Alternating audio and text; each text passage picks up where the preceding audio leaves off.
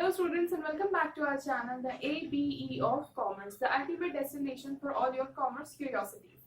चलिए आज का हमारा जो टॉपिक है हम ऑर्गेनाइजिंग को ही आगे बढ़ाएंगे और ऑर्गेनाइजिंग में एक बहुत इंपॉर्टेंट टॉपिक होता है वो है डेलीगेशन ऑफ अथॉरिटी। भाई डेलीगेशन ऑफ अथॉरिटी का मतलब ये होता है सिंपली अगर इसके वर्ड्स को देखें कि अपनी अथॉरिटी को डेलीगेट करना, यानी कि अपनी अथॉरिटी यानी अपने अधिकार को अपनी जो आपकी अथॉरिटी है आपके पास उसे क्या करना, दूसरों को दे देना। अब भाई उसकी जरूरत क्यों पड़ी? भाई अपने अथॉरिटी कौन किसको देता है? कोई देता है? देखिए भाई लेकिन ऑर्गेनाइजेशन है यहाँ पर देना पड़ता है और उसके देने की एक बहुत सिंपल सी वजह है। Need of delegation of authority को मैंने यहाँ पर लिखा है कि भाई डेलीगेशन ऑफ अथॉरिटी की जरूरत क्यों पड़ी।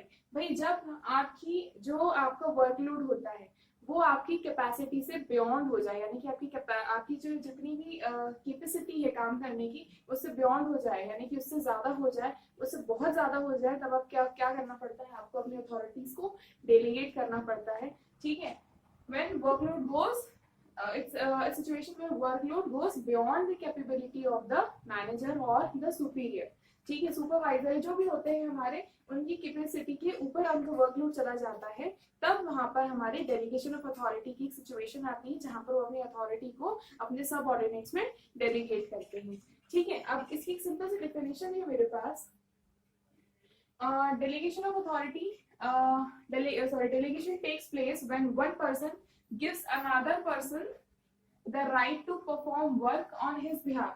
यानी कि डेलीगेशन कब आता है यहाँ पर, जब एक पर्सन दूसरे पर्सन को अपना राइट देता है, क्या काम उसके बिहाफ पर काम करने का क्या देता है, राइट देता है और उसके नेम पर, और दूसरा पर्सन वो उस चीज को एक्सेप्ट करता है, उस कॉरेस्पॉन्डिंग ड्यूटी को, यानी कि उस ड्यूटी को या उस ऑब्लिगेशन को और क्या जो उससे मांगा जाता है। सिंपली क्या किया जा रहा है यहाँ पर, एक पर्सन अपना जो काम है यानी कि जो अपना काम है वो दूसरे को डेलीगेट कर रहा है। ठीक है, अब सीधी सी बात है, जब डेलीगेशन ऑफ अथॉरिटी होता है तो इजीली एक पर्सन से दूसरे पर्सन को अथॉरिटी नहीं देते।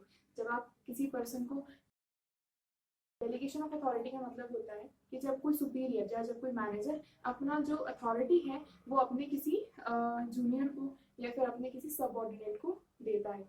ठीक है, वो काम करवाने के लिए उससे वो अथॉरिटी देता है। आपको काम दिया, उसको करवाने के लिए आपको अपनी अथॉरिटी भी दी। ठीक है, काम को करवाने की अथॉरिटी तो दी, इसका मतलब ये हुआ कि इसके साथ साथ वो काम पूरा होना चाहिए, इसकी रिस्पॉन्सिबिलिटी भी सबऑर्डिनेट को मिलती है।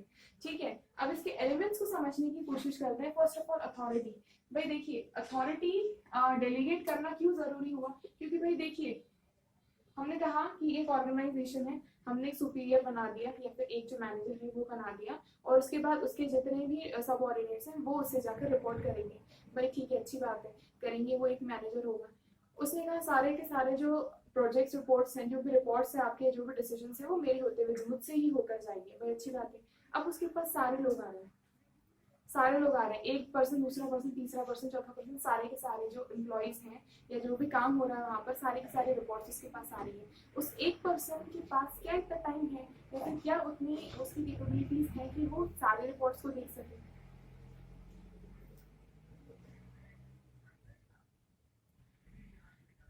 उस एक पर्सन से होकर जाएंगे तो क्या उस पर्सन के पास इतनी कैपेबिलिटीज है कि क्या वो सबको देख पाए?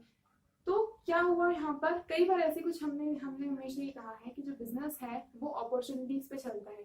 ठीक है, it's a play of opportunities. कई बार अपॉर्चुनिटीज आती हैं वो हमारे लिए रुकती नहीं, कई बार वो अपॉर्चुनिटीज बिफोर टाइम हमारे सोचने उसमें चली जाती हैं। ठीक है, तो कई बार ऐसा हो सकता है कि वर्क डिले हो जाए। ठीक है, वर्क डिले होता है तो इस चीज के लिए अब रिस्पॉन्सिबल कौन हुआ, किसको रिस्पॉन्सिबल ठहराएंगे आप? भैया उस पर्सन को? भैया हाँ बिल्कुल, लेकिन वो क्या कहेगा, भैया मैं यहाँ पर जा रहा था, ये काम यहाँ पर स्लो हो गया। तो इस स्लो प्रोसेसिंग को, उस अपॉर्चुनिटी को हम वेस्ट ना करें, इसलिए यहाँ पर आता है ये अथॉरिटी की। क्या किया जाता है, अथॉरिटी उसने दूसरे को डेलीगेट कर दी, उसने अपने सबऑर्डिनेट के साथ जो भी उसका असिस्टेंट है कोई भी है, सेकंड पर्सन को उसने अथॉरिटी दी थी कि आप रिपोर्ट्स हैं जो इंपॉर्टेंट है आप मेरे पास आएंगी और जो है नहीं तो आप वहीं से उनको क्लियर कर दीजिए। तो यहाँ पर क्या हुआ, टाइम सेविंग हुई। भाई जो इंपॉर्टेंट है वो फटाक से क्या हो जाएगा, दो लोगों में डिवाइड होगी कि भाई हाँ इंपॉर्टेंट यहाँ पर आएंगे, जो बड़े प्रोजेक्ट्स हैं यहाँ पर आएंगे और जो दूसरे प्रोजेक्ट्स हैं वो वहां से फिल्टर होके आएंगे। ठीक है, सो बेसिकली यहाँ पर क्या हुआ, अथॉरिटी देने का मतलब ये हुआ कि आपने उस पर्सन को क्या किया, अपना काम इजी करवा दिया यहाँ पर। नेक्स्ट आता है इसके साथ responsibility.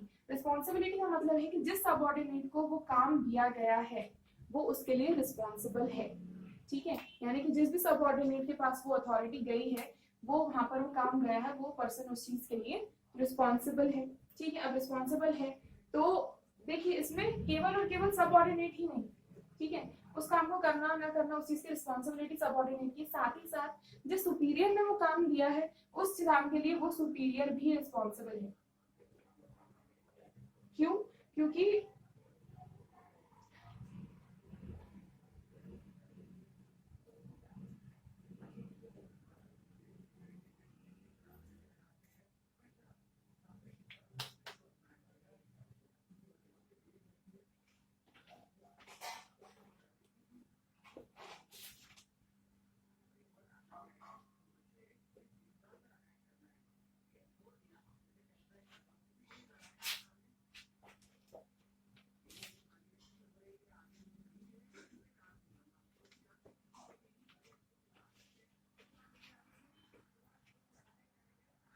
Okay, so authority is कि भैया उस सबऑर्डिनेट के पास उस चीज को करवाने की अथॉरिटीज रहेंगी, वो ऑर्डर्स देने की अथॉरिटीज उसके पास रहेंगी कि वो अपने सबऑर्डिनेट से वो काम करवा सके।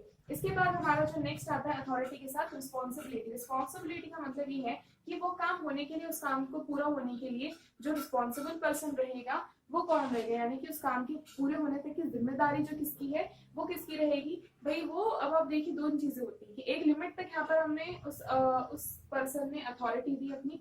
डेलीगेशन ऑफ अथॉरिटी का मतलब है एक लिमिट तक आप किसी को अथॉरिटी प्रोवाइड करते हैं, ठीक है। तो रिस्पॉन्सिबिलिटी का मतलब यहाँ पर वो काम होने तक के लिए जो पर्सन लाइबल रहेगा वो कौन रहेगा यहाँ पर भाई, सबऑर्डिनेट है कि भैया उसके ऊपर रिस्पॉन्सिबिलिटी है काम करने की, उसके पास होती है अथॉरिटी करवाने की। लेकिन साथ ही साथ जो हमारा मैनेजर होगा या फिर जो सुपीरियर रहेगा उसके पास भी वो रिस्पॉन्सिबिलिटी रहेगी कि उसको वो काम करवाना था, भाई काम तो मेरा ही है ना, मैंने क्या किया है किसी और को डेलीगेट कर दिया, लेकिन अल्टीमेटली अगर टॉप मैनेजमेंट को रिपोर्ट करनी है तो किसके थ्रू जाएगी, मेरे थ्रू जाएगी। So there is also responsibility. इसके साथ ही कहा जाता है कि अथॉरिटी और रिस्पॉन्सिबिलिटी में दोनों में बैलेंस होना जरूरी है। भाई अगर रिस्पॉन्सिबिलिटी ज्यादा और अथॉरिटी कम है तो भैया पर्सन क्या करेगा, अपने आप में उतना एग्जॉस्ट हो जाएगा, अपनी एफिशिएंसी पर्सनल एफिशिएंट अपनी जो पर्सन है उसकी इनफेक्टिवनेस दिखेगी, ठीक है, वो प्रॉपरली शायद काम नहीं कर पाए क्योंकि आपने उसको अथॉरिटी दी नहीं काम करने के लिए, प्रॉपर अथॉरिटी। और अगर अथॉरिटी ज्यादा होगी और रिस्पॉन्सिबिलिटीज कम होंगी तो पावर का मिसयूज होगा, ठीक है। So there must be a balance between authority and responsibility. इन दोनों के बाद एक तीसरा एलिमेंट आता है अकाउंटेबिलिटी। अकाउंटेबिलिटी का मतलब होता है कि जब आप उस काम के फाइनल आउटपुट के लिए, यानी कि उसका जो फाइनल आपका ओवर वो निकल रहा है उसके लिए कौन रिस्पॉन्सिबल यानी आंसरेबल है, ठीक है, जवाबदारी किसकी है, ठीक है। तो वो जवाबदारी होना जरूरी है। देखिए डेलीगेशन ऑफ अथॉरिटी में जवाबदारी होना जरूरी है, उस काम की जवाबदारी किसकी है अल्टीमेटली, उस सबऑर्डिनेट की, अपने सुपीरियर के लिए जवाबदारी है, वो सुपीरियर को अपने जवाब देगा कि क्या काम किस तरह से वो, और वो सुपीरियर टॉप मैनेजमेंट के लिए, ठीक है। So basically these are the three elements. यहाँ पर अथॉरिटी, रिस्पॉन्सिबिलिटी एंड अकाउंटेबिलिटी तीनों एलिमेंट होते हैं डेलीगेशन ऑफ अथॉरिटी, ठीक है। यानी कि हम कह रहे हैं कि जब आप किसी को कोई काम, यानी कि अथॉरिटी किसी हद तक डेलीगेट करे, एक सर्टेन लिमिट तक एक सबऑर्डिनेट को आप डेलीगेट कर रहे हैं तो आपको उसको इसके लिए प्रॉपर अथॉरिटी देनी पड़ेगी। वो अथॉरिटी के थ्रू ही वो काम करवा पाएगा, ऑर्डर्स देकर, कमांड्स देकर। साथ ही साथ आती है आपकी रिस्पॉन्सिबिलिटी कि भाई उस काम की रिस्पॉन्सिबिलिटी उस पर्सन की है, उस काम के लिए रिस्पॉन्सिबल वो पर्सन रहेगा जो वो काम कर रहा है। साथ ही साथ अपने सबऑर्डिनेट के लिए वो सुपीरियर भी रिस्पॉन्सिबल रहेगा क्योंकि ultimately the work goes to him. And the next is accountability, अपने काम के लिए जवाबदार रहना, ठीक है। आप अपनी जिम्मेदारी किसी के ऊपर थोप नहीं सकते, वो सुपीरियर अपने सबऑर्डिनेट के ऊपर डेलीगेट कर रहा है लेकिन ऑफकोर्स रिस्पॉन्सिबल वो भी रहेगा और अपने काम के लिए अकाउंटेबल वो सबऑर्डिनेट भी रहेगा। सो these were the elements of your delegation of authority.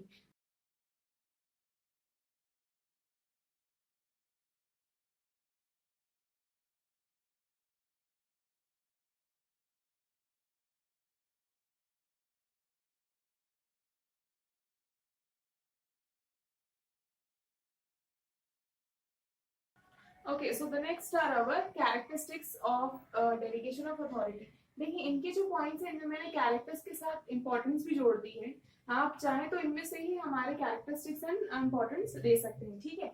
चलिए इनको समझते हैं। First is our assigning of work and authority in part. Of course delegation of authority में हम क्या कर रहे हैं, हम अपना काम साथ ही साथ जो अथॉरिटी है उसको पार्ट में डिवाइड कर रहे हैं। कंप्लीट अथॉरिटी की, कंप्लीट जो वर्क की जो रिस्पॉन्सिबिलिटी है वो सबऑर्डिनेट की नहीं होती है। अल्टीमेटली वो वर्क जो है वो हमारे सुपीरियर का ही होता है, उसी की रिस्पॉन्सिबिलिटी होती है। क्या करता है वो अपनी रिस्पॉन्सिबिलिटी अथॉरिटी इन पार्ट, यानी कि उसका कुछ पार्ट क्या करता है, पार्शियली वो अपने सबऑर्डिनेट को अपने सौंपता है, ठीक है। Next is division of work. भाई इससे डिवीजन ऑफ वर्क हो जाता है, जो वर्क होता है जो पूरा का पूरा सुपीरियर के ऊपर होता है वो क्या हो जाता है, डिवाइड हो जाता है। वो क्या कर रहा है, वर्क को डिवाइड कर देता है, जो वर्क होता है वो डिवाइड हो जाता है। वो आपके जो अथॉरिटी के साथ वर्क भी जो होता है डिवाइड हो जाता है। Next is your ascertainment of limit. Of course देखिए लिमिट्स असर्टेन कर दी जाती हैं। ये नहीं होता कि जब जब सीनियर अपनी जो रिस्पॉन्सिबिलिटीज हैं, जो अपनी अथॉरिटीज हैं, जब वो जूनियर को दे रहा है तो पूरी की पूरी दे रहा है, नहीं, there is of course a limit जहां तक वो उन अथॉरिटीज को यूज कर सकता है। Next is your responsibility of delegating officer. जी हाँ बिल्कुल, जो आपकी अल्टीमेटली जो रिस्पॉन्सिबिलिटी होती है उस काम की या फिर उस काम से रिलेटेड जितनी भी अथॉरिटी की, वो सारी की सारी रिस्पॉन्सिबिलिटी उस डेलीगेटिंग ऑफिसर की होती है, यानी कि उस सुपीरियर की होती है, वो जो उस काम को जिस काम को अपने सबऑर्डिनेट को दे रहा है। Next is control of supervisor. Of course काम के ऊपर पूरे का पूरा कंट्रोल या फिर जो अथॉरिटीज या पूरे का पूरा जो कंट्रोल होता है वो सुपरवाइजर के हाथ में होता है। Of course he is the one who is the acting with the controlling party, ठीक है। Next is routine matter. देखिए डेलीगेशन ऑफ अथॉरिटी हमेशा रूटीन वर्क जो होता है, आपका नॉर्मल वर्क होता है, उसी के लिए दी जाती है। जो आपके इंपॉर्टेंट मैटर्स या फिर जो कोई अटमोस्ट इंपॉर्टेंटली मैटर्स होते हैं उनमें नहीं दी जाती। कोई बड़ा प्रोजेक्ट, कोई बड़ा काम हुआ, उसकी अथॉरिटी नहीं दी जाती। जो हमारे केवल जो रोजमर्रा के जो रूटीन वर्क होते हैं उनके बारे में हम उनकी अथॉरिटीज देते हैं, ठीक है। Next is no reduction in the authority of supervisor. अगर आप डेलीगेशन ऑफ अथॉरिटी के बारे में बात कर रहे हैं, अथॉरिटी डेलीगेट तो हम कर रहे हैं, हमने आपको दी अथॉरिटी, लेकिन उसकी जो इसमें हमारा जो सुपरवाइजर है उसकी अथॉरिटी कहीं से कम नहीं होगी, उसकी अथॉरिटी उतनी ही रहेगी, उसके पास उतना ही पावर रहेगा। वो क्या कर रहा है, अपने पावर का कुछ हिस्सा यानी कि अपना थोड़ा सा पावर क्या कर रहा है, किसी को दे रहा है, लेकिन उसकी वजह से उसका पावर कम नहीं हो रहा। Next is quick and right decision. भैया क्यों जरूरी है हमारा डेलीगेशन, या फिर क्या है इसकी, वो क्योंकि क्विक एंड इजी डिसीजंस होते हैं। क्विक हो रहे हैं यानी कि ऑफ कोर्स जल्दी होंगे, कि भाई अब आपको उस अप्रूवल के लिए उस एक पर्सन के पास रुकने की जरूरत नहीं है, you have that another person, आप वहां से अप्रूव करवा सकते हैं, आपका काम होगा, आपका डिसीजंस क्विक होंगे। और राइट डिसीजंस क्यों होंगे, कि भाई कई बार वर्कलोड की वजह से हम चीजों को अच्छी तरह से इवेल्युएट नहीं कर पाते, जरूरी नहीं है कि वो पर्सन प्रॉपर्ली उस चीज को देख पाए क्योंकि उसके पास बहुत सारा काम है। तो राइट डिसीजन भी कई बार ऐसा होता है ना, लेकिन अब क्या होगा, quick and right decisions are possible.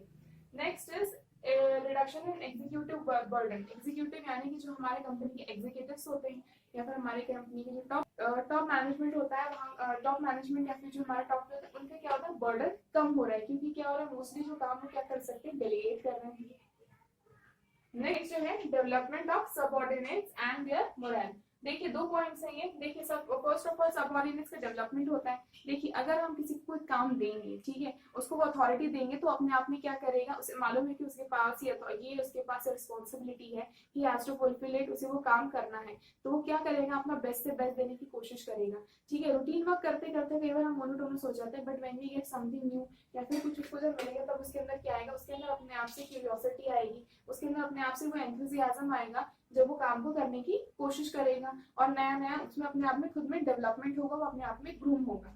Next is their moral. भैया इंप्रूवमेंट हर एक जो सबऑर्डिनेट्स है उनके मोरल में बूस्टअप, वो कैसे उनका मोरल बूस्ट होता है, तो भाई काम जब भैया आपको अथॉरिटी मिलती है तो अपने आप में आपके अंदर एक मोरल आपका बूस्ट होगा। मोरल किस तरह से बूस्ट होता है, भाई जब उनको अथॉरिटी मिलेगी, ठीक है, कई बार हमको जब कुछ एक उनके लिए एक बहुत पर्क होता है, उनके लिए पर्क्स क्या है उनके लिए कि भाई उनको अथॉरिटी मिली, उनका अपने आप में उनके अंदर एंथुसियाज्म आता है, उनका अपने आप में मोरल बूस्ट होता है, वो और क्या करते हैं और अच्छी तरह से अपने काम को करने की कोशिश करते हैं, because it's kind of appreciation की जब आपको वो काम मिल रहा है, ठीक है। So these were the characteristics as well as importance of your delegation of authority, ठीक है। नेक्स्ट जो है हमारा टॉपिक वो है decentralisation, centralisation and decentralisation. Okay, so our next point is decentralisation. अब देखिए डिसेंट्रलाइजेशन को टॉपिक को समझ डिसेंट्रलाइजेशन के टॉपिक को समझने के लिए we have a very simple thing कि हम पहले सेंट्रलाइजेशन समझे।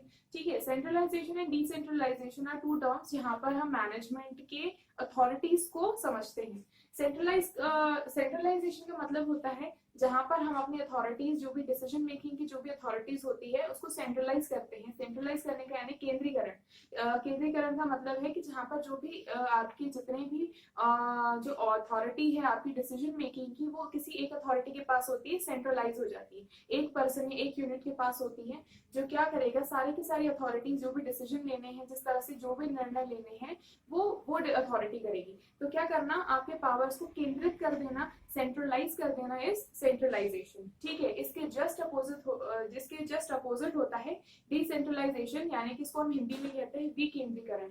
विकेंद्रीकरण का मतलब ये होता है जहां पर आप पावर्स को, यानी कि डिसीजन मेकिंग के पावर्स को क्या करते हैं, अकॉर्डिंग टू द डिपार्टमेंट, आप क्या करते हैं, डिफरेंट डिपार्टमेंट्स में दे देते हैं। इसका मतलब ये नहीं होता कि सारी अथॉरिटीज दे देना। यहाँ पर जो टॉप लेवल मैनेजमेंट है वो क्या करता है, अकॉर्डिंग टू डिफरेंट डिपार्टमेंट्स, जैसे कि हमारा परचेज डिपार्टमेंट, सेल्स डिपार्टमेंट हुआ, मार्केटिंग डिपार्टमेंट है, इनको इनके जो भी इनकी एरिया ऑफ ऑपरेशन के हिसाब से जो अथॉरिटीज चाहिए, ठीक है, जो भी डिसीजन मेकिंग की जो पावर्स चाहिए वो उन्हें दे देता है। ठीक है, इसकी वजह से क्या होता है कि जो हमारे टॉप लेवल के जो एग्जीक्यूटिव्स होते हैं, यानी कि हमारे बोर्ड ऑफ डायरेक्टर्स या फिर हमारा जो चेयरपर्सन है या हमारे मैनेजिंग डायरेक्टर्स हैं, उनके ऊपर एकदम से बर्डन नहीं आता, हर एक चीज की डिसीजन मेकिंग उन पर नहीं होती है। वो कहाँ पर क्या कर सकते हैं, अपना माइंड या फिर अपने जो एफर्ट्स हैं वो जो उनके जो टॉप लेवल की जो डिसीजन मेकिंग है, पॉलिसी मेकिंग है, या फिर जो बड़े बड़े डिसीजन है वो वहां पर दे सकते हैं। ठीक है, यहाँ पर बेसिकली हम यहाँ पर ये कहना चाहते हैं, डिसेंट्रलाइजेशन का मतलब होता है जहां पर आप पावर्स को according to the department, different departments में पूरे ऑर्गेनाइजेशन में क्या कर रहे हैं, डिसेंट्रलाइज कर रहे हैं, आप पावर्स को क्या कर रहे हैं, बांट रहे हैं। ठीक है, इसकी एक सिंपल सी जो डेफिनेशन है वो कुछ इस तरह से है, the systematic dispersal of authority in all departments and at all levels of management. ठीक है, या फिर यहाँ पर हम कह रहे हैं कि क्या कर रहे हैं, आप अथॉरिटी को डिफरेंट लेवल्स पर, जो भी जितने आपने लेवल्स ऑफ मैनेजमेंट है, तीनों लेवल्स पर क्या कर रहे हैं, डिस्पर्स कर रहे हैं, क्या कर रहे हैं, बांट रहे हैं, सब में बराबर कर रहे हैं। ठीक है, अब देखिए यहाँ पर जो सिंपली ये है कि टॉप लेवल ने क्या किया, अथॉरिटीज दे दी। अब जितने भी मिडिल लेवल मैनेजमेंट है या फिर हमारा जो मिडिल लेवल मैनेजर्स हैं या फिर जो लोअर लेवल के जो मैनेजर्स हैं, वो क्या करेंगे, अपने अकॉर्डिंग जो उनकी जितना भी उनका काम होगा उसके अकॉर्डिंग वो अथॉरिटी ले सकते हैं। ठीक है, उनको बार बार लोअर को मिडिल के पास जाने की जरूरत नहीं, मिडिल लेवल मैनेजर को हायर लेवल मैनेजमेंट के पास जाने की जरूरत नहीं है। वो अपने अपने काम पर, अपने लेवल पर क्या कर सकते हैं, काम कर सकते हैं, अपनी अथॉरिटी के हिसाब से डिसीजंस ले सकते हैं। ठीक है, सो ये होता है आपका डिसेंट्रलाइजेशन, जहां पर हम डेलीगेशन ऑफ अथॉरिटी को क्या कर रहे हैं, पार्शियली हम अपनी अथॉरिटी देते हैं। डिसेंट्रलाइजेशन में क्या करते हैं कि वो अथॉरिटी उनको दे दी जाती है, काम के साथ साथ वो अथॉरिटी उनको दे दी जाती है कि वो डिसीजन ले सकते हैं। नेक्स्ट आते हैं आपका इंपॉर्टेंस, जो डिसेंट्रलाइजेशन का यानी विकेंद्रीकरण की इंपॉर्टेंस यानी कि उसके महत्व क्या है, तो भाई सिंपल सा है, फर्स्ट वाला वो है reduction in workload of top executives. Top executives जो है यानी कि हमारा टॉप लेवल मैनेजमेंट है, उसका क्या होता है, बर्डन जो है वो कम हो जाता है, वर्कलोड उसका कम हो जाता है। इसलिए सीधी सी बात है, जब उनको हम पावर्स जो है हमारी, उन्होंने क्या किया, उन्होंने अथॉरिटी उनको दे दी, वहां पर ही डिसीजंस लेके बात खत्म हो गई, they are not coming up. ठीक है, वो ऊपर नहीं आ रहे हैं, यानी कि वो क्या कर रहे हैं, वो अपना जो अन्य वर्कलोड है वो कम हो गया, वो कहाँ अपना पूरा माइंड एंड एफर्ट्स कहाँ लगा सकते हैं, जो भी इंपॉर्टेंट डिसीजंस है उस पर लगा सकते हैं। Next is diversification. Diversification means powers को क्या कर दिया, डाइवर्सिफाई कर दिया। यहाँ पर पावर्स जिसके हाथ में है वो अपने हिसाब से चेंजेस ला सकता है। नेक्स्ट, इंसेंटिव्स टू न्यू और यंग एग्जीक्यूटिव्स। भैया एक ये न्यू एंड यंग जो एग्जीक्यूटिव्स होते हैं हमारे, यानी कि जो हमारे नए एम्प्लॉइज अगर एग्जीक्यूटिव लेवल पर आए हैं या फिर अगर यंग एग्जीक्यूटिव्स हैं, उनके लिए एक इंसेंटिव किस तरह से होता है, तो भाई उनके लिए ये है कि उनके पास एक अपॉर्चुनिटी होती है अपना टैलेंट दिखाने के लिए, नई नई चीजें सीखने के लिए, क्योंकि अब क्या है, उनके पास आ गया है पावर ऑफ डिसीजन मेकिंग। ठीक है, वो अपने हिसाब से चीजों को परख कर वो क्या कर सकते हैं, अपने हिसाब से डिसीजंस ले सकते हैं। Next is our motivation. Of course motivation क्यों रहता है भाई, मोटिवेशन किस तरह से यहाँ पर मिला लोगों को कि भाई हमें एक तरह से प्रोत्साहन मिला कि हाँ, हम अपने मालिक खुद हैं, हम अपने हिसाब से डिसीजंस ले सकते हैं, हमारे ऊपर इतना भरोसा किया जा रहा है that we can take the decisions.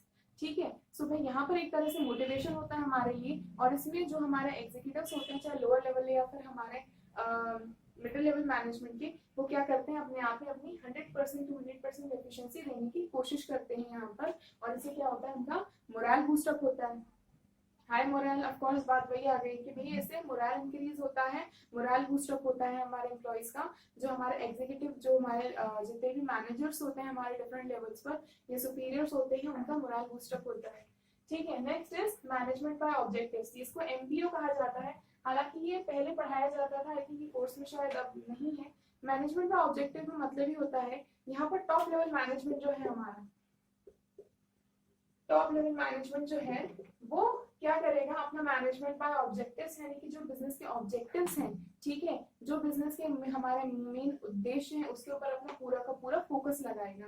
ठीक है, अपना पूरा का पूरा जो ध्यान है वो अपने ऑब्जेक्टिव्स पर देगा। उससे यहाँ पर उसने क्या किया, यहाँ पर अपने ऑब्जेक्टिव्स के ऊपर ध्यान दिया। यहाँ पर वो क्या करेगा, डिफरेंट चीजों में ना जाके जो उनके ऑब्जेक्टिव्स हैं, जो उनका मेन मोटिव है, उस पर वो ज्यादा ध्यान दे पाएंगे।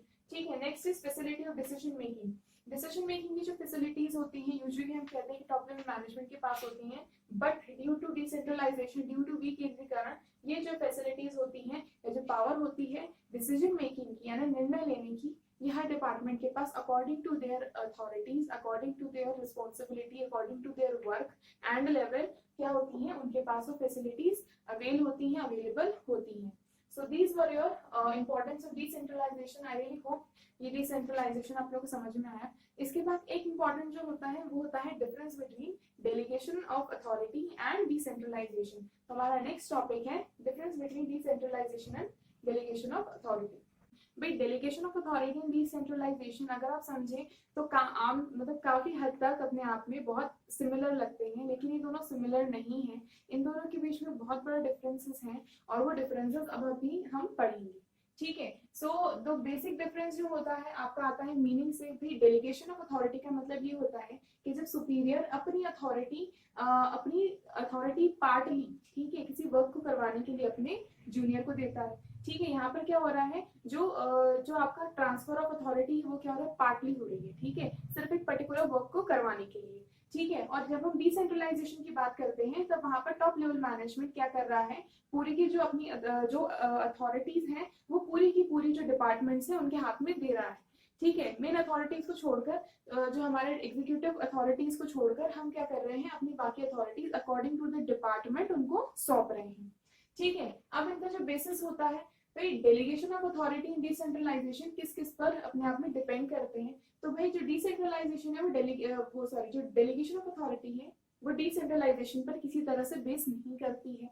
ठीक है, किसी तरह से डिपेंड नहीं करती है। डेलीगेशन होता है अकॉर्डिंग टू द वर्क, आप जो टॉप लेवल जो भी मैनेजमेंट होता है वो अपने हिसाब से अपने एग्जीक्यूटिव्स जो भी हमारे लोअर लेवल एग्जीक्यूटिव्स होते हैं उनको देता है। लेकिन यहाँ पर जो डिसेंट्रलाइजेशन है ये डेलीगेशन ऑफ अथॉरिटी पे बेस करता है। क्यों करता है, किस लिए करता है, क्योंकि भाई डिसेंट्रलाइजेशन में जब तक आप अथॉरिटीज को डेलीगेट नहीं करेंगे यानी पावर ट्रांसफर नहीं करेंगे तब तक आप डिसेंट्रलाइजेशन नहीं कर सकते।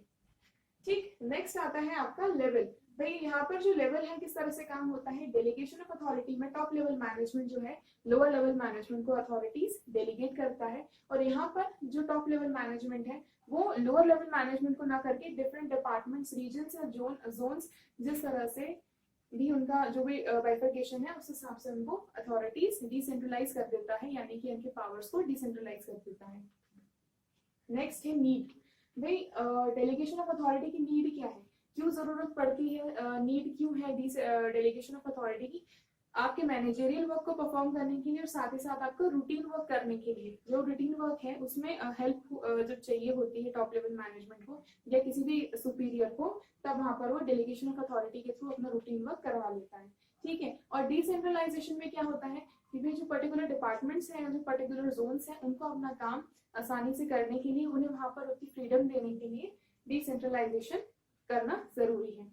ठीक है। ओवरऑल कंट्रोल एंड रिस्पॉन्सिबिलिटी, जैसे कि हमने पहले देखा था कि ओवरऑल कंट्रोल एंड रिस्पॉन्सिबिलिटी यहाँ डेलीगेशन ऑफ अथॉरिटी में जो सुपीरियर होता है, जो बॉस होता है उसकी होती है, और यहाँ पर जो सुपीरियर जो उनका जूनियर होता है, जो भी उनका सबऑर्डिनेट होता है, वो काम तो करता है, अथॉरिटी भी यूज करता है, लेकिन ओवरऑल जो कंट्रोल एंड रिस्पॉन्सिबिलिटी है it belongs to the superior. And here जहां पर हम डिसेंट्रलाइजेशन की बात करते हैं, जो ओवरऑल कंट्रोल एंड रिस्पॉन्सिबिलिटी होती है काम की, वो उस पर्टिकुलर डिपार्टमेंट की होती है, उस डिपार्टमेंट के हेड की होती है, या उस पर्टिकुलर जोन या रीजन की जो भी वहाँ के हेड होते हैं उनकी होती है। यहाँ पर जो सुपीरियर्स होते हैं वो रिस्पॉन्सिबिलिटी उनकी नहीं होती है, दे आर यस क्वेश्चनेबल है, लेकिन वो वहाँ पर क्वेश्चन कर सकते हैं डिपार्टमेंट को, पर्टिकुलर डिपार्टमेंट या फिर पर्टिकुलर रीजन को उनके काम के लिए। ठीक है, नाउ पीरियड यानी कि इनकी समयावधि, समयावधि। जो हमारा delegation of authority short period के लिए होता है, पर्टिकुलर टास्क के लिए, पर्टिकुलर टाइम के लिए, एक पर्टिकुलर टास्क को पूरा करने के लिए डेलीगेशन ऑफ अथॉरिटी होता है, जहां पर आप अपनी अथॉरिटी दे रहे हैं। सो इसका जो पीरियड होता है वो शॉर्ट पीरियड होता है। अब बात करते हैं डिसेंट्रलाइजेशन की, तो डिसेंट्रलाइजेशन कंपैरेटिवली लॉन्ग पीरियड के लिए होता है, क्योंकि जब ऑर्गेनाइजेशन बनती है हमने क्या किया, पावर्स को डिसेंट्रलाइज करके उन डिपार्टमेंट के हाथ में दे दिया, तो of course it's a task of long period. ठीक है, नेक्स्ट आता है supervision and guidance. Supervision and guidance में यहाँ पर डेलीगेशन ऑफ अथॉरिटी में आप देखिए कि जो सुपरविजन देना होगा या गाइडेंस देनी होगी, वो अगर सबऑर्डिनेट चाहे तो अपने सुपरवाइजर से ले सकता है। सुपरविजन भी रहता है आपके सुपरवाइजर का, या फिर जो सुपीरियर होता है उसका सुपरविजन भी रहता है, वो काम को देखता है, अगर उसमें कुछ इम्प्रूवमेंट चाहिए, कुछ और अगर कुछ एडअप करना है तो वो वहाँ पर अपनी गाइडेंस दे सकता है, अपनी एडवाइस दे सकता है। But when it comes to decentralisation, decentralisation में ऐसा कुछ भी नहीं होता। जो आपकी जो भी अथॉरिटीज होती हैं, वो डिपार्टमेंट या जो भी जिनके ऊपर वो डेलीगेट की गई हैं, वो अथॉरिटीज वो प्रॉपर वो अपना अपना एंजॉय करते हैं। ठीक है, ना कोई इंटरफेरेंस होता है, कुछ नहीं होता उसमें। ठीक, देन रिलेशन, देखिए डेलीगेशन ऑफ अथॉरिटी का रिलेशन किससे है, वर्क परफॉर्मेंस से है। ठीक है, काम को परफॉर्म करने के लिए वर्क परफॉर्मेंस से है। ठीक है, और वहीं अगर हम डिसेंट्रलाइजेशन की बात करें तो डिसेंट्रलाइजेशन में ऑर्गेनाइजेशन के स्ट्रक्चर से रिलेट करता है। ऑर्गेनाइजेशन का स्ट्रक्चर किस तरह का है, अगर ऑर्गेनाइजेशन बड़ी है तो ऑफकोर्स डिपार्टमेंट्स होंगे, अगर डिपार्टमेंट्स होंगे तो वहां पर आपको डिपार्टमेंट्स को प्रॉपर अथॉरिटी प्रोवाइड करनी पड़ेगी। ठीक है, अगर वो नहीं करेंगे तो काम लैग करेगा, आपकी पूरी की पूरी प्रोसेस है वो स्लो होती चली जाएगी मैनेजमेंट की। इसीलिए यहाँ पर डिसेंट्रलाइजेशन में आपके पावर डेलीगेट करना जरूरी है। ठीक है, so and the next is scope. अब यहाँ पर देखिए delegation of authority and decentralisation में स्कोप क्या क्या है, इसका स्कोप कंपैरेटिवली नैरो है और इसका स्कोप वाइड है। स्कोप नैरो का मतलब यानी कि इसका क्षेत्र कम क्यों है, लो क्यों है, या फिर अगर नैरो क्यों है, तो वो इसीलिए कि जरूरी नहीं है, हमारे यहाँ पर बहुत कम चॉइसेस होती हैं जहाँ पर हम अपनी अथॉरिटी किसी को डेलीगेट कर सके। ठीक है, वहाँ पर स्कोप नैरो हो जाता है, किसी पर्टिकुलर पर्सन को करेंगे अकॉर्डिंग टू हिज एफिशिएंसी। लेकिन यहाँ पर इसका स्कोप वाइड है, क्योंकि यहाँ पर प्रॉपर डिपार्टमेंट को वहाँ पर जहाँ पर उसके एक्सपर्ट्स बैठे हैं वहाँ पर उनको आप अपनी अथॉरिटी डेलीगेट कर वहाँ पर आप वापस डिसेंट्रलाइज कर रहे हैं, तो इसका स्कोप वाइड है। ठीक है, so these were the differences between delegation of authority and decentralisation. मैंने कोशिश की है कि मैंने जितने पॉइंट्स से मुझे लगे कि जो समझाने लायक है, जो इम्पोर्टेंट है, मैंने वो यहाँ पर लिए हैं। इसके अलावा दूसरे पॉइंट्स भी हैं, आप लोग बिल्कुल पढ़िए, आपकी बुक्स में होंगे, आप बिल्कुल पढ़िए, और अगर कोई नहीं आता है तो कैन ऑलवेज कमेंट, तो हम आपको बिल्कुल बताएंगे। इसके बाद आता है एक और इम्पोर्टेंट पॉइंट है, जो है आपका फॉर्म्स ऑफ ऑर्गेनाइजेशन, जो होते हैं दो। ठीक है, बेसिकली दो फॉर्म्स ऑफ ऑर्गेनाइजेशन हम लोगों ने ऑलरेडी पढ़ लिए थे। इसके अलावा ऑर्गेनाइजेशन दो तरह की होती है, that is formal and informal. बहुत सिंपल सा, बहुत इजी सा, बट एक इम्पोर्टेंट सा टॉपिक है, हम लोग उसको भी अभी नेक्स्ट लेंगे। ठीक है, so the next topic is formal organisation and informal organisation. Okay, so जो नेक्स्ट है और हमारा जो ऑर्गेनाइजिंग है उसका लास्ट पार्ट है, वो है formal organisation and informal organisation. इसके बाद हमारा ऑर्गेनाइजिंग कंप्लीट हो जाएगा और हम एक और स्टेप आगे बढ़ जाएंगे हमारी मैनेजमेंट प्रोसेस में। Okay, so let's start with formal organisation. Formal organisation में जहाँ पर ऑर्गेनाइजेशन के जो भी लोग हैं, जितने हमारे लेवल्स ऑफ मैनेजमेंट में जितने भी लोग हैं, उनकी जो भी एक्टिविटीज रहेंगी, जो भी उनके राइट्स एंड ड्यूटीज रहेंगे, रिस्पॉन्सिबिलिटीज रहेंगी, वो क्लियरली डिफाइन होती हैं। ठीक है, कि कौन सा इंसान किस तरह से काम करेगा, उसकी क्या राइट्स रहेंगे, क्या रिस्पॉन्सिबिलिटीज रहेंगी। जब वो क्लियरली डिफाइंड रहती हैं, क्लियरली आपको बता दी जाती है, मैनेजमेंट आपको बताता है रिटर्न फॉर्म में एज अ स्ट्रिक्ट रूल आपके लिए खड़ा कर देता है जब मैनेजमेंट, तब वो होती है आपकी फॉर्मल ऑर्गेनाइजेशन। ठीक है, फॉर्मल ऑर्गेनाइजेशन का मतलब वो एक ऑर्गेनाइजेशन है, वो आपकी जितनी भी एक्टिविटीज या फिर रूल जो कि मैनेजमेंट और उसके एम्प्लॉयज के बीच में है, उसे हम फॉर्मल ऑर्गेनाइजेशन कहते हैं। बहुत फॉर्मली, जैसे कि एक एम्प्लॉय अपने ऑर्गेनाइजेशन ऑर्गेनाइजेशन में काम करने जाता है तो उसे पता होता है कि क्या काम करना है, क्या नहीं करना। कुछ रूल्स ऐसे हैं जो उसे फॉलो करने हैं, कुछ ऐसी चीजें होती हैं, कुछ चीजें रिस्ट्रिक्टेड होती हैं। ठीक है, so these are the formal these come under formal organisation यानी कि औपचारिक संगठन।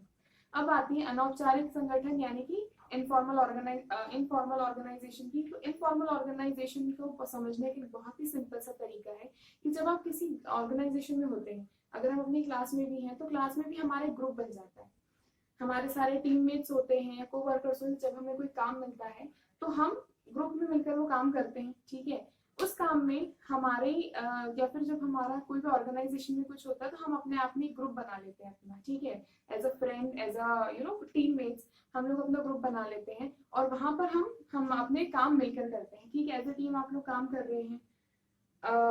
हर एक इंसान को अपना अपना काम डिसाइडेड है, आप उसको कह नहीं रहे हैं लेकिन वो कर रहा है। ठीक है, यानी कि आपने कुछ स्ट्रिक्ट उसके ऊपर रूल नहीं डाला, जहां पर आप क्या करें, नॉर्मली बिलोंगिंगनेस के लिए आप अपनी ग्रुप बना लिया, आपने अपनी चीजों को मतलब अपने ग्रुप को ऑर्गेनाइज कर लिया। So that is your informal organisation. इन दोनों को और अच्छी तरह से समझते हैं हम इस डिफरेंस के साथ। ये डिफरेंस बहुत सिंपल है और बहुत ही ज्यादा इंपॉर्टेंट है क्योंकि फॉर्मल एंड इनफॉर्मल ऑर्गेनाइजेशन के डिफरेंस कई बार एग्जाम्स में पूछा गया है। ठीक है, तो चलिए स्टार्ट करते हैं। इनके डिफरेंस स्टार्ट करने के लिए जो हमारा फर्स्ट पॉइंट है वो है determination of duties and powers. भैया यहाँ पर जो आपकी जो ड्यूटीज होंगी या जो आपकी पावर्स होंगी, ठीक है, उनको आप कौन डिटरमाइन करता है? ये ऑफिशियली डिटरमाइंड या ऑफिशियली डिफाइंड होती है, यानी कि जो मैनेजमेंट होता है यहाँ पर वो प्रॉपर्ली आपको डिफाइन करके देता है कि ये आपकी ड्यूटी है, आपका ये काम है। ठीक है, यहाँ पर जो है सोशल इंटरेक्शंस के थ्रू हम उन ड्यूटीज को डिफाइन करते हैं, सोशल इंटरेक्शंस के थ्रू कि भाई हाँ ये काम इस तरह से जो कर सकता है। यहाँ पर कोई प्रॉपर्ली ऑफिशियली कुछ डिफाइन नहीं होता, अकॉर्डिंग टू योर ग्रुप आपके जो लोग हैं जिस तरह से हैं वो अपने आप में उसे डिफाइन करते हैं। ठीक है, नेक्स्ट इज फॉर्मेशन। फॉर्मेशन में ये देखिए जो आपका फॉर्मल ऑर्गेनाइजेशन है उसे मैनेजमेंट फॉर्म करता है। ठीक है, मैनेजमेंट के द्वारा ही बनाया जाता है कि मैनेजमेंट को भी पता है कौन सा काम किसे देना है। लेकिन यहाँ पर जब हम इनफॉर्मल ऑर्गेनाइजेशन की भी बात करते हैं तो ये मैनेजमेंट फॉर्म नहीं करता, ये हम अपने आप कर लेते हो जाता है। ठीक है, next is nature of rules. भैया यहाँ पर जो रूल्स होते हैं आपके, रूल्स रेगुलेशन से ड्यूटीज राइट्स जो कुछ भी होते हैं वो आपके राइटिंग में होते हैं। रिटर्न में मैनेजमेंट आपको प्रिस्क्राइब आपको स्टार्टिंग से दे देता है कि ये जो रूल्स हैं आपके ये हैं और इन्हें प्रॉपर्ली फॉलो किया जाता है। ठीक है, आप इनको रूल्स को तोड़ नहीं सकते, अदरवाइज आप इसके लिए रिस्पॉन्सिबल रहेंगे। और यहाँ पर जो आपके रूल्स होते हैं वो प्रैक्टिस एंड सिचुएशन बेस्ड होते हैं। ठीक है, अकॉर्डिंग टू योर ओन आप इन रूल्स को बनाते हैं, according to the situation, according to the practice rules आप बनाते हैं, ये न रिटर्न फॉर्म में नहीं होते हैं। Next is nature of relation. ये यहाँ पर जो रिलेशन होता है एम्प्लॉयज एंड मैनेजमेंट के बीच का वो इम्पर्सनल होता है। इम्पर्सनल का मतलब ऑफिशियल होता है, इसमें कुछ भी पर्सनल टच नहीं होता है। The boss gave you the work, आपने वो काम किया, दैट्स ऑल। आपकी कोई एक्स्ट्रा कम्युनिकेशन कुछ एक्स्ट्रा आपको वो इंटरेक्शन नहीं हो रहा है। It's totally and solely based upon आपका ऑफिशियल एंड इम्पर्सनल। ठीक है, सो वर्क रिलेटेड होता है, टोटली बेस्ड अपॉन वर्क होता है। और यहाँ पर जो आपका नेचर ऑफ रिलेशन होता है पर्सनल एंड सोशल होता है। भाई आपके दोस्त बन गए, आपने सोशल इंटरेक्शन किए, सो दैट्स देयर। ठीक है, थोड़ा पर्सनल एंड सोशल हो जाता है। यहाँ पर साइज ऑफ ऑर्गेनाइजेशन, जो फॉर्मल ऑर्गेनाइजेशन होता है ऑफकोर्स वो लार्ज होता है, पूरे की पूरे ऑर्गेनाइजेशन को लेके चलता है, पूरे के पूरे बिजनेस को लेके चलता है। और यहाँ पर जो इनफॉर्मल होता है ये ग्रुप स्मॉल होता है, स्मॉल साइज होता है, यानी कि आपकी जिसके साथ ऑफकोर्स बनती है, कुछ फ्रेंड्स आपने बना लिए या फिर टीममेट्स होते हैं तो एक स्मॉल ग्रुप होता है। ये लार्जर ग्रुप नहीं हो सकता क्योंकि यहाँ पर आपकी वो हैबिट्स एंड एवरीथिंग वो नहीं मैच कर पाएगी। ठीक है, देन लाइफ। जो हमारा फॉर्मल ऑर्गेनाइजेशन होता है उसकी लॉन्गर लाइफ होती है और हमारा जो इनफॉर्मल ऑर्गेनाइजेशन होता है वो टेम्पररी होता है या फिर स्मॉल होता है। ऑफकोर्स ग्रुप से लोग चले गए तो। Next, flow of authority, sorry nature of authority. Nature of authority देखिए यहाँ पर अथॉरिटीज कैसे डिटरमाइन की जाती है, अकॉर्डिंग टू द पोस्ट। भाई जो सीनियर लेवल वाला है उसकी अथॉरिटी ज्यादा होंगी, जो अब उनके बाद अगर लोअर हमारा डाउन होते जाए तो अकॉर्डिंग टू दैट हमारी अथॉरिटीज डिफाइन होती हैं कि हमारे पास कितने अधिकार कितनी पावर्स रहेंगी अकॉर्डिंग टू अवर पोस्ट, यानी कि जो हमारा पद है। नेक्स्ट इसके बाद आता है पर्सनल। इसमें जो अथॉरिटीज होती हैं वो पर्सनल होती हैं, अब आप किस तरह से कौन सा पर्सन किस हिसाब से लेता है। ठीक है, next is flow of authority. यहाँ पर फ्लो ऑफ अथॉरिटी का मतलब कि अथॉरिटी कैसे जाएगी, ऊपर से नीचे। जो टॉप लेवल मैनेजमेंट है उसकी अथॉरिटी रहेगी, आई मीन वो जो कमांड है वो देगा अपने लोअर लेवल मैनेजमेंट को या फिर उसके जो नीचे जितने भी उसके सबऑर्डिनेट्स होंगे। सो फ्लो ऑफ अथॉरिटी रहता है फ्रॉम टॉप टू बॉटम। और यहाँ पर जो फ्लो ऑफ अथॉरिटी रहता है हर डायरेक्शन में रहता है। हर डायरेक्शन में होने का मतलब ये है कि there is no one above you, there is no one below you.